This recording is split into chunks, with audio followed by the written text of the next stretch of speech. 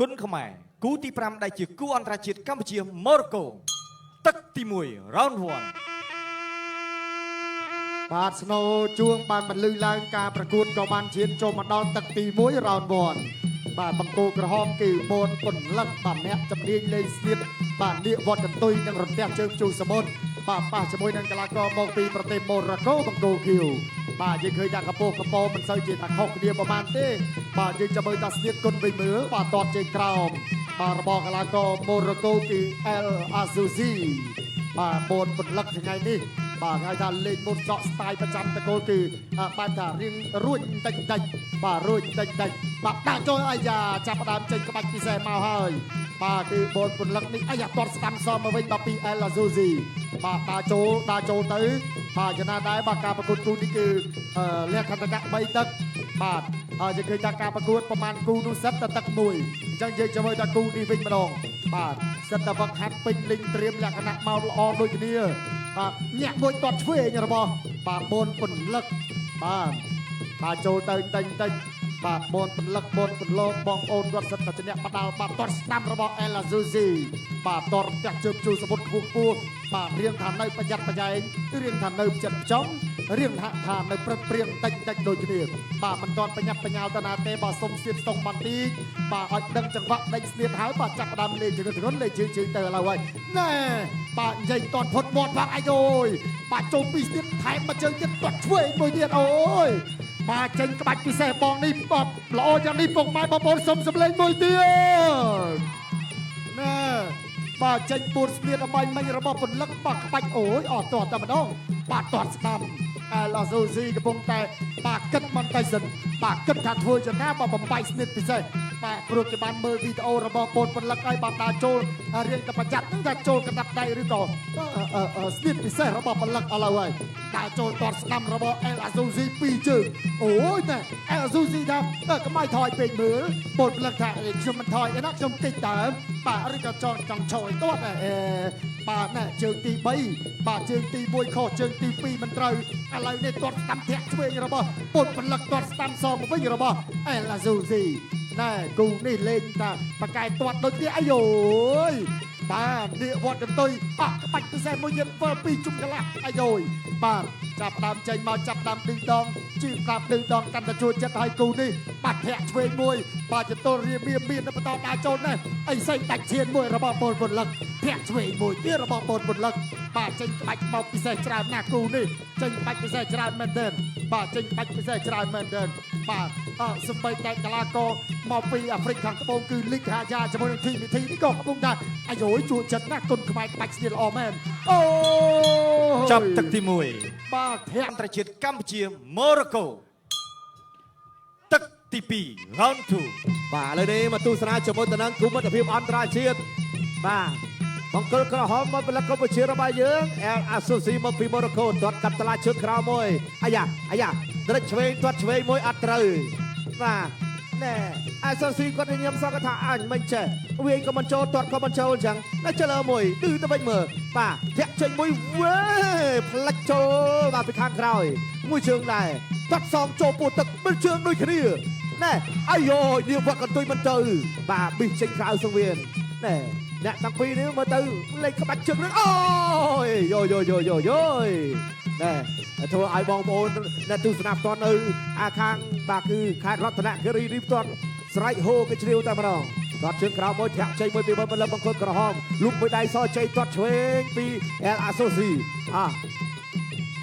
យោជមួយទាត់ច្រាស់ជើងគ្នាមួយសិនកន្លែងនេះធាក់ចេញមួយជើងទៀតពីបងបលឹមគាត់កាប់តឡាជើងក្រៅមួយគេចផុតកន្លែងនេះជលើមួយលុកមកដៃដរិចឆ្វេងស្ដាំអាយយចូលរំមួយច័ន្ទដៃធ្ងន់ណែចាប់ជើងបានពី El Azuzi ទាត់បានមកជើងណែធាក់ចេញមួយទៀតពីបុយពលឹកមានអីចេញមកអស់មកបងប្អូនកំពុងតែចាំទស្សនានៅការប្រកួតដ៏ជក់ចិត្តបាទដរិចឆ្វេងស្ដាំទាត់ឆ្វេងសង្ស័យទៅចូលពោះទឹកទៀតឬយ៉ាងណាហើយផ្ញើក្តីនឹងរករូបភាពនៃការប្រកួតជូនទៅដល់ពុកម៉ែបងប្អូនដែលទស្សនានៅទីឋានផងទូទាំងប្រជាជនកម្ពុជានិងបងប្អូនដែលទស្សនានៅឯក្រៅប្រទេសនេះកិច្ចផុតទៀត បាទធ្វើឲ្យកីឡាករបង្គោលភៀវរៀងចង់កញ្ញាញ់ទីហើយបាទគិតថាយ៉ាងណាដើម្បីធ្វើការតតឲ្យចំតតឲ្យត្រូវជាមួយនឹងគោលដៅនេះមួយជើងរបស់កីឡាករបង្គោលក្រហមធាក់ចេញមួយជើងទៀតណាស្មងដៃអេសូក៏មិនចូលស្អីក៏មិនត្រូវអូយអូយដុតកាប់តឡាច់មួយធាក់ចេញមួយដូចគ្នាបាទ1នាទីជាងទៀតសម្រាប់ទឹកទី2បាទតតលើតតក្រោមពី El Asusi បុនផលិតរួចដើរចូលជលមួយត្រេចឆ្វេងមិនចេះមានអីទៀតចេញមកបាទបងប្អូនយើងកំពុងចាំហូបាទចាំការទៀតបាទទឹកពីដាច់បាត់ឥឡូវហើយបាទចូលទៅត្រេចឆ្វេងគេចផុតទៀតបាទបើដៃឲ្យចូលរៀងខ្លួនបាទបញ្ចូលរៀងខ្លួនមិនថយទេបាទឈើដោយដៃទឹកមួយជើងពីបង្គោលក្រហមដល់កាប់តឡាច់ក្រៅមួយទុតមួយចូលកញ្ចឹងកកន្លែងនេះអាយយធាក់ចេញមួយទៀតអាយ៉ាជលើមួយនេះរត់តែជើងជុះសមុទ្រទៅបញ្ចូលកទុតមួយទុតម្នាក់មួយជើងទុតទៀតធាក់ចេញមួយ10វិនាទីជាងទៀតទុតមួយលើកឲ្យស្មងដៃឲ្យសូក៏មិនត្រូវក៏មិនចូលគិតផុតដូចគ្នានេះត្រេចឆ្វេងទុតតែត្រេចស្រាំទុតឆ្វេងអធិស្ឋានទៅទៀតទុតច្រាស់ជើងគ្នាម្នាក់មួយជើងម្នាក់មួយជើងទៀតត្រេចចូលទៀតបាទទីជង្គង់មកកៅនេះចាប់ទឹកទី2គូទី5ដែលជាគូអន្តរជាតិកម្ពុជាម៉ូរ៉ូកូទឹកទី3ដែលជាទឹកដាច់ប្រត់ Final Round បាទឈានចូលមកដល់ទឹកទី3ដែលជាទឹកផ្លាច់ប្រត់ Final Round បាទបូនបន្លឹកពេលចប់ទឹកគេប្រាប់ថានៅមានស្នៀតជាបន្តដើម្បីត្រៀមជូនដល់ពុកម៉ែបងប្អូនយើងបានទស្សនាទឹកផ្លាច់ប្រត់នេះបាទទឹកនេះគឺបញ្ចេញមកទាំងអស់ហើយគឺថា 100% គឺថាมันលាក់ស្នៀតលាក់បាច់អ្វីទៀតទេបាទតតស្ដាំបាទរបស់កីឡាករម៉ូរ៉ូកូគឺ El Azozi បាទតតស្ដាំមួយទៀតបាទឲ្យផ្ញើរូបភាពនៃការប្រកួតដល់ជួយចិត្តនេះជូនដល់ពុកម៉ែបងប្អូននៅគ្រប់គេឋានបាទតាមរយៈការផ្សាយផ្ទាល់ក៏ដូចជាប្រិយមិត្តស្រឡាញ់គ្រប់គ្រងគុណខ្មែរនៅឯក្រៅប្រទេសនៅនេះសមុទ្របងប្អូនយើងដែលស្រឡាញ់គុណខ្មែរទាំងអស់គ្នាដល់ដើរចូលទៅតិចបាទពីបូនពលឹកធាក់ឆ្វេងមួយប៉ៅមួយម៉ាច់កន្លះដើរចូលទៅវិញពី El Azozi ទាត់ស្ដាំបាទឆាកពុតបន្តិចទាត់ស្ដាំសងវិញចាក់ជើងក្រោមលុកកណ្ដាប់ដៃស្ដាំបូនពលឹកគិចអាយយបាទលេងក្បាច់ពិសេសបាទប៉ុន្តែទាត់ត្រង់ថាមិនចំគោលដៅបានល្អណែបូនពលឹកទាត់លឹបបត់ចកេះជុំឡែតហើយក៏ញាក់បន្តិចសិនញយទៅអាយយបាទបូនពលឹកបកែគិចមែនតែមកផ្នែកចាស់បាទ El Azozi ក៏ទាត់បោះជើងទៅមិនដល់អាយ៉ាបាទរៀងរអើកជើងកលាច់ខ្លួនឯងបន្តិចមិនអ្វីទេបន្តការប្រកួតបាទទាត់ជើងក្រោមទាត់ទៅរបស់បូនពលឹកបាទបូនពលឹកត្រៀមចេញបាច់ពិសេសមកបន្តទៀតធាក់ស្ដាំបាទគៀងជាយាយគៀងអញ្ចឹងបងប្អូនយើងសុំសម្លេងមួយទៀតបាទបងប្អូនយើងបាប់ដល់សម្លេងកាន់តែខ្លាំងកីឡាករប្រកួតក៏កាន់តែល្អកាន់តែជួយចិត្តដើរចូលចាក់ចេញក្រោមលុកដាក់ដៃឆ្វេងស្ដាំអាយ៉ាទៅហើយអត់ដល់ទៅទេពីហោទៅគៀងបន្តទៀត El Azozi ដាក់អរេបាទនេះគេហៅថាស្នៀតទេបាទស្នៀតទេប្រចាំជូនតាក់បាទដាក់តាក់ឬក៏ចំណាដៃទាត់ជើងក្រោមទាត់ឆ្វេងសមវិញពីកីឡាករម៉ូរ៉ូកូដើរចូលលុកដាក់ដៃឆ្វេងរបស់បូនពលឹកគៀង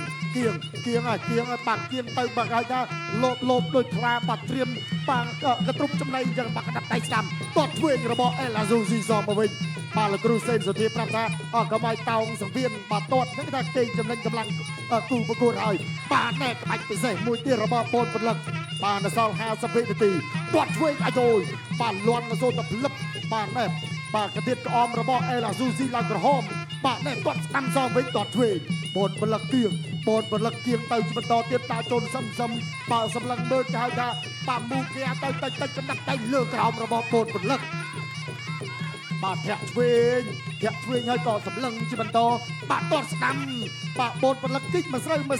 បូនពលឹកមើលរមមើលថាអាយ៉ាមកជើងមិននៅណាចេះដូចជាទាត់អត់ឃើញទាត់អត់ចំឌឺហើយក៏ដើរចូលទៅបន្តទៀតបាទពីបូនពលឹកគៀងចូលទៅដល់បាទជ្រុងសង្វៀនបកោក្រហមបាទជ្រុងសង្វៀនរបស់គ្រុតគុណខ្មែរបាទទាត់ឆ្វេងរស់ពីតង់របស់បូនពលឹកអាយយបាទនេះគេហៅថាក្បាច់លើកជើងពុះរបស់បូនពលឹកបាទក្បាច់រទះជើងដ៏ល្អរបស់កីឡាករគុណខ្មែររូបនេះបាទចប់ទឹកទី3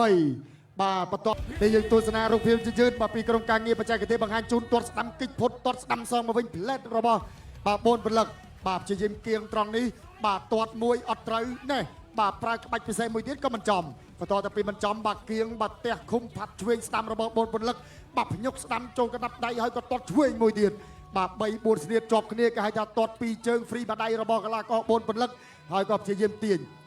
ដើរចូលទៅដល់បាត់ត្រង់នេះអូយយបាត់ទាត់រលាប់បត់ចកេះបាទគេហៅថាទាត់ពីរតង់ស្អាតណាស់របស់បូនពលឹក បង្គោលក្រហមបូនពលឹកអ្នកបង្គោលខៀវដោយពិនទូ